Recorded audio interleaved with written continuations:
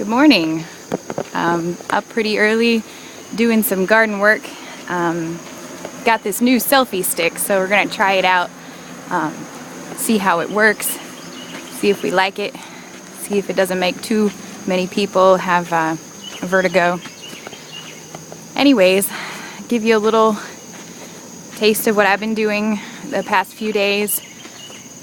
I've been working to get the corn. There's a bunch of sweet corn that just came in.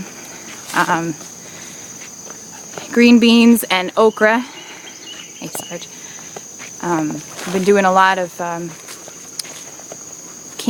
not a lot, but I started canning. I did some corn. It's the first time I've used my pressure canner for vegetables, so that's fun. So I did corn, and then I did green beans, and we brought a bunch of the okra to work, and Zach was able to get rid of it there. I'd like to be able to figure out a way to sell it, but we don't know yet. So anyways, I was every time I come up here and work, it's some really good meditative moments. There's a lot to be learned from gardening. A lot of life skills and lessons that you can really take away from it, and especially in our culture, which everything is so easy to come by. A can of corn is nothing at the store, right? A can of corn takes so much to make one can of corn. It takes so much energy from the ground, from the seed, from the plant, from the person harvesting, and a lot of patience when it comes to the actual preserving process. But in our society, our culture, it's a have it your way, right away culture, right? So it's nothing to go to the store and pick up a package of chicken, and we have no thoughts about the actual process and the time that it takes, and what goes into it. So, I'm out here and I'm meditating on some of this stuff every day. I do, and this okra got to me today. This jungle of okra spoke to me today. Now, this is not a pleasant job. This isn't some quaint hobby that you get to go out in your little cute overalls and your little cute hat and pick vegetables for a while. No, this is a rough job, right?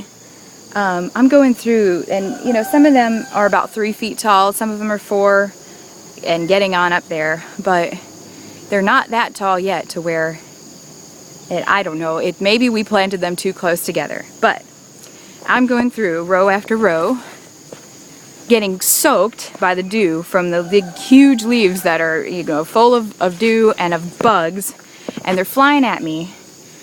Each stalk pretty much has fire ants running up and down it, so you got to watch out for them, and it's just very unpleasant work. You don't want to do it, but the whole time you're thinking, you just got to push on through. You just got to push on through. And isn't that true about so many things in life?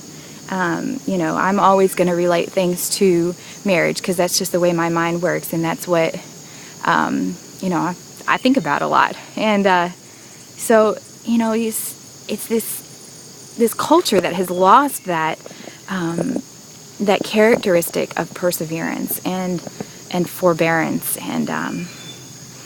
and hard work.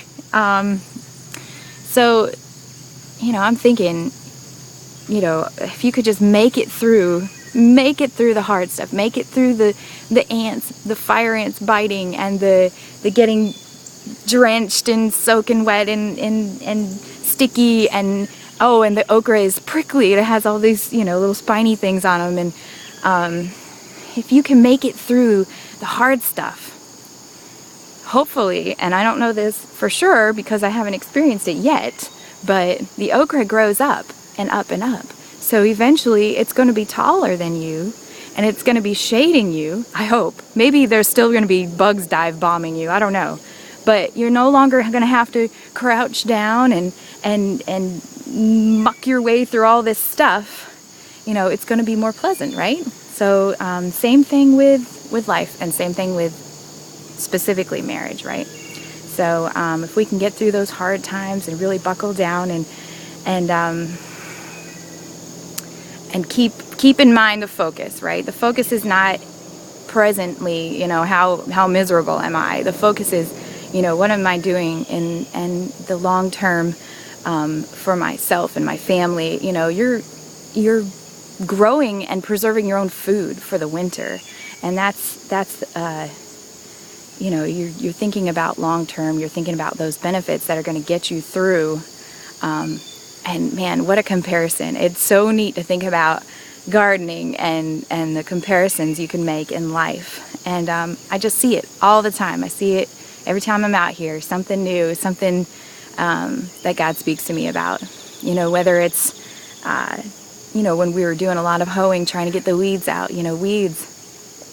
You know, you can have so many analogies with that, and it's something, of course, that runs through the scriptures as this idea of gardening and all these life lessons you can learn, and that God wants to teach us. And how important is that, even more so now with the culture that we live in, and you know, the have it your way right away, and the selfishness and the living in the moment and only for the moment. You know, these characteristics that gardening teaches you, as far as hard work and perseverance and patience. Boy, you can't get it any better, I think. But anyways, that's my spiel for the day. I'll, you know, keep you updated on things as they come along. But just wanted to make that quick little comparison. Keep going, keep working. Oh, one little side note. If you're persevering for the wrong reasons, though, it's probably not going to work out for your benefit. So, for instance, well, I can't really think of a garden way to put it, but if you're persevering in life for the wrong reasons, for instance, if you're like, oh, I just got to get through this divorce, you know, like, that's probably not going to work out for your benefit, and God's probably not going to bless you for that kind of perseverance.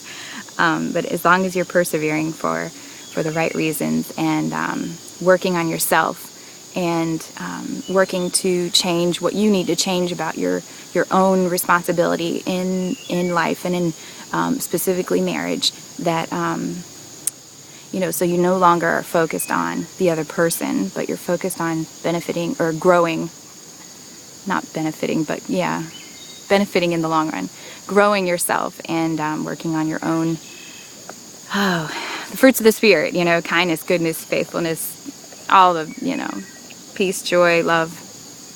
But yeah, I'm not sure how I got off on that, but that was just one side thought that I had. You know, I've heard a lot of modern Christian women use the, oh, you know, I'm long suffering, you know, and I just turn to Jesus and all these things, but then they actually don't work on themselves to fix whatever it is that they could fix in their marriage to make it better. But anyways, that's that. Thank y'all. Have a great day. Bye-bye.